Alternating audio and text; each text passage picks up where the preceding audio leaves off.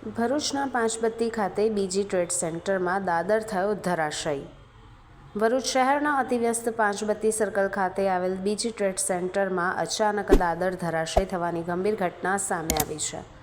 વર્ષ 1987માં નિર્માણ પામેલું આ શોપિંગ સેન્ટર લાંબા સમયથી જર્જરિત હાલતમાં હોવાનું સામે આવ્યું છે। મહત્વનું છે કે નગરપાલિકા દ્વારા અગાઉ 3 વાર નોટિસ આપવામાં આવી હોવા છતાં શોપિંગ સેન્ટરના સંચાલકો દ્વારા કોઈ નક્કર પગલાં લેવામાં આવ્યા ન હતા।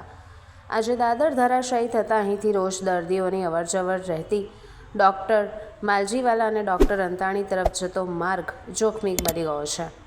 ઘટનાની જાણ થતાં જ નગરપાલિકાના ફાયર વિભાગની ટીમ સ્થળ ઉપર પહોંચી અને સુરક્ષાને ધ્યાને રાખી તાત્કાલિક દાદરને સીલ કરી દીધો છે।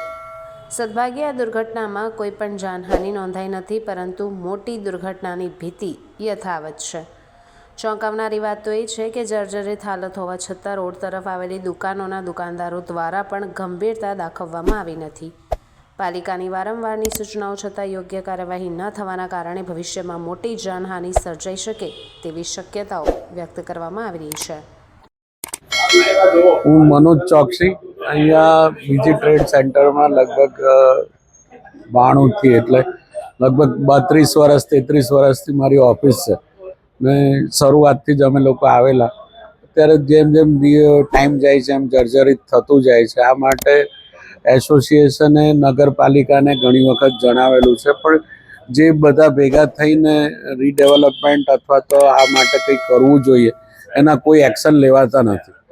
રહી વાત કે અહીંયા ગાડી જ્યારે પણ પાંચબત્તી સેન્ટર છે, ભારત પાકિસ્તાન મેચો થાય છે, હારજીત થાય છે, અહીંયા ગાડી ઘણા મોટા બોમ્બ ને આ તે ફોડે છે ને એની અત્યારે અહીંયા એને અસર થાય છે આ બિલ્ડિંગ। ત્રીજી વાત કે ભાઈ અહીંયા ઉપર મોટા હોલ્ડિંગ છે, જે હોલ્ડિંગની પણ અસર થાય છે। અત્યારે તમે ટેરેસની પોઝિશન જુઓ તો એટલી જર્જરિત છે। અત્યારે આ મારી પાછળ જ દાદર તૂટી ગયેલો છે, દાદર પરથી જેમ ઉતરે એ દુકાનમાં જ આખું ગાબડું પડી ગયું છે।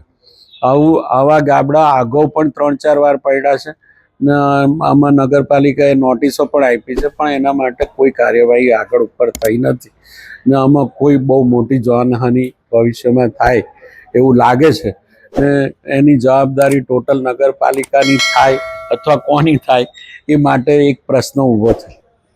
ગોપાલ ભુવા બીજી ટ્રેડ સેન્ટરની અંદર કુરિયર સર્વિસની ઓફિસ ચલાવું છું। અમારું કોમ્પ્લેક્સ લગભગ 35-40 વર્ષ સમથિંગ થઈ ગયેલા છે, તો કોમ્પ્લેક્સ ઘણું જર્જરિત હાલતમાં થઈ ગયું।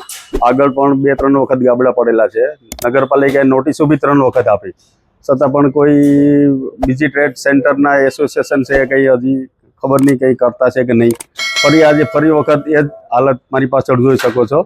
ગાબડું પડ્યું તો ફરી નગરપાલિકા આવીને સીલ કરી ગયેલું છે। તો જોઈએ નગરપાલિકા એમાં શું કરે છે અને એસોસિએશન શું કરે છે।